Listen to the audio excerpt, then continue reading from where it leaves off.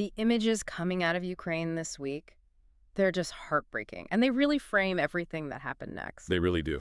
I mean, you see rescue teams in Kharkiv pulling terrified children out of a damaged kindergarten after a drone strike.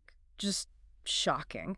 And then the news from near Kyiv, just awful. A mother and her two daughters, 6 months old and 12 years old, killed in a fire during these attacks. 6 deaths confirmed there alone. That kind of human cost, it forces a response, doesn't it? You can't just let that pass. No, you can't. And it seems Washington felt the same way. This is the immediate backdrop, really, for a huge international economic move. A powerful one. They clearly decided incremental steps weren't enough anymore. Exactly. And that action came Wednesday evening. Massive new economic sanctions. Welcome to the military point. Today we're diving into that U.S. response, hitting Russia's oil industry right at its core. And looking at the whole diplomatic pressure campaign around it, it's quite a story. We've got details on the companies targeted, the Treasury's goals, what was happening with NATO at the same time. Plus the military side, too. Ukraine striking back deep inside Russia. Seems like an acceleration on all fronts. It really does. Financial, military, everything wrapping up. Yeah, it's a full spectrum escalation. Okay, before we continue, quick question for you all watching. Tell us in the comments where you're tuning in from. We'd love to know. All right, let's talk about these sanctions. President Trump announced them Wednesday, called them tremendous and massive. What makes this specific targeting so potent? Well, they went straight for the giants, didn't they? Rosneft and Lukoil. Yeah. And their subsidiaries, too. Yeah, those are household names in the energy world. Exactly. Not minor players. These are absolutely central to the Kremlin's finances. Lukoil, I mean, it's one of the biggest non-state oil companies anywhere. So hitting them isn't just about sales. No, it's about disrupting the whole chain. Production, refining, shipping it globally. Yeah. Everything. It's an attempt to really clog up their main cash pipeline. And the administration's stated goal is pretty direct. Push Putin to be reasonable, move toward ending the war. Right. Treasury Secretary Bessent used that phrase, choke off the Kremlin's war machine. Very blunt. But how realistic is that, the choking analogy? Oil finds a way, doesn't it? Markets adapt. It's definitely a challenge. The idea isn't just to stop sales overnight, because you're right, oil is fungible. Yeah. It's more about making it incredibly difficult, expensive, and risky for anyone else, banks, shippers, insurers, to handle Russian oil. Okay. So it's like death by 1,000 cuts, financial attrition. Kind of. You make it so painful and complicated that the price Russia gets drops and the cost of actually getting it to market skyrockets. Strangulation through paperwork and risk. That makes sense. But Trump also added that diplomatic note, didn't he? Hoping Zelensky will be reasonable too. That 2 to tango line. Yes, he did. Isn't that? Well, isn't it risky? Putting the aggressor and defender on the same level right when you're hitting Russia hard? From the administration's perspective, it's probably about framing, projecting impartiality maybe, saying the U.S. isn't just picking a side, but trying to force both sides to negotiate. So it's political optics, showing they want peace, even while applying maximum pressure. That seems to be the logic. It also defends against criticism that the U.S. is just fueling the conflict indefinitely, distinguishing between ending the war and, say, backing Ukraine's maximalist aims. That's a really important distinction for listeners to keep in mind. But these sanctions, they didn't just appear suddenly. There was a run-up, wasn't there? Oh, absolutely. Months of pressure. President Zelensky had been asking for tougher oil sanctions for a long time. And inside the U.S., too. Yes, significant bipartisan support in Congress for this exact step. But the timing, it connects directly to some high-level diplomacy happening right then. Right. Let's get into that coordination. Trump was actually meeting with NATO Secretary General Mark Rutte in the Oval Office on Wednesday, the same day the sanctions hit. That's key. And Rutte was making a very specific point in that meeting. About air defense. Exactly.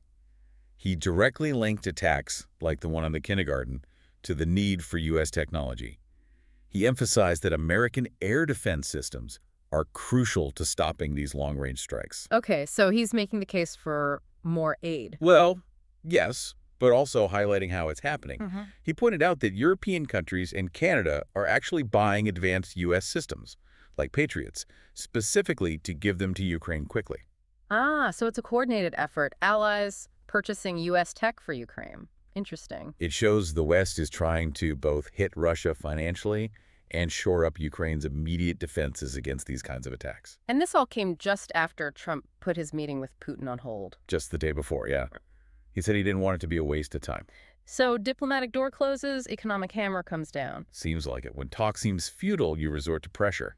But the diplomatic picture is about to get wider, much wider. Okay, so if Russia isn't talking and the U.S. is squeezing economically, who's next? Who else do they need to bring in? Well, that leads directly to the next big meeting, doesn't it? China. President Xi Jinping. Trump's meeting him next week at the APEC summit in South Korea. And the U.S. view on China's role here is, well, it's critical.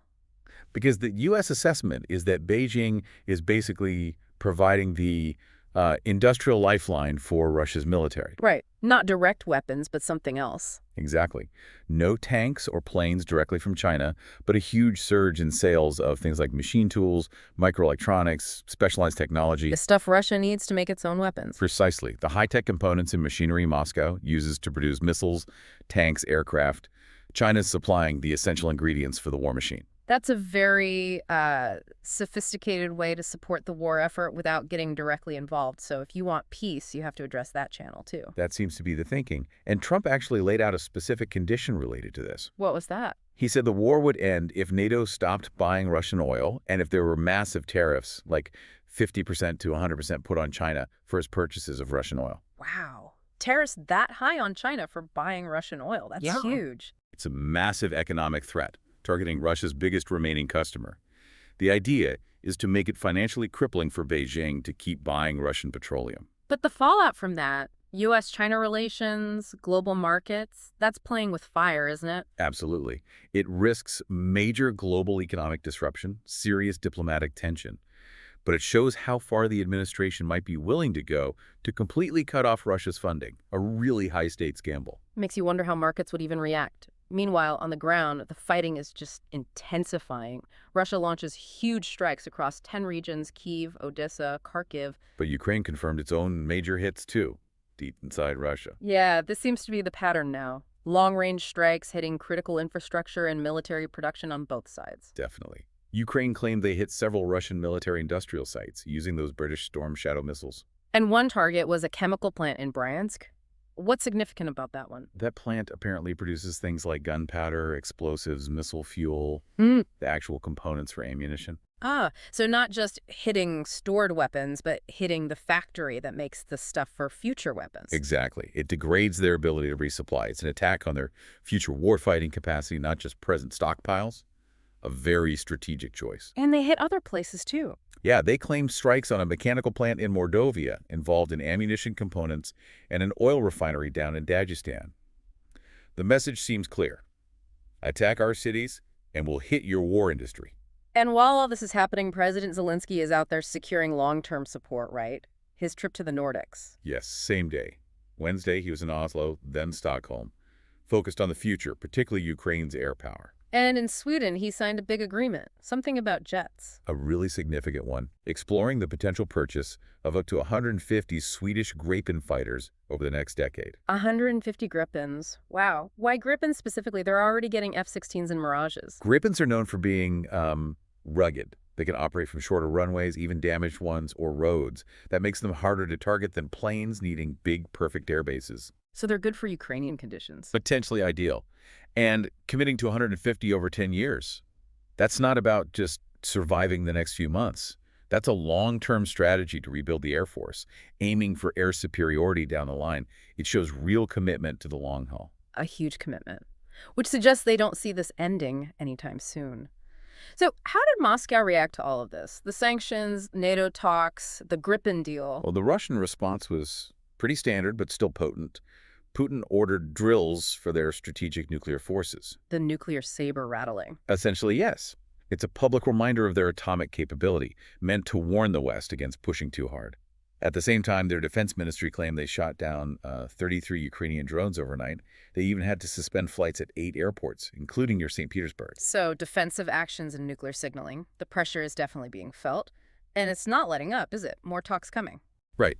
More sanctions likely discussed at the EU summit that started Thursday in Brussels, and then a big meeting Friday in London of the 35-country coalition of the willing.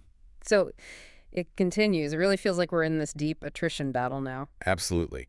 Both sides hitting hard with long-range strikes, while the West tries to squeeze Russia's economy and simultaneously build up Ukraine's long-term defense.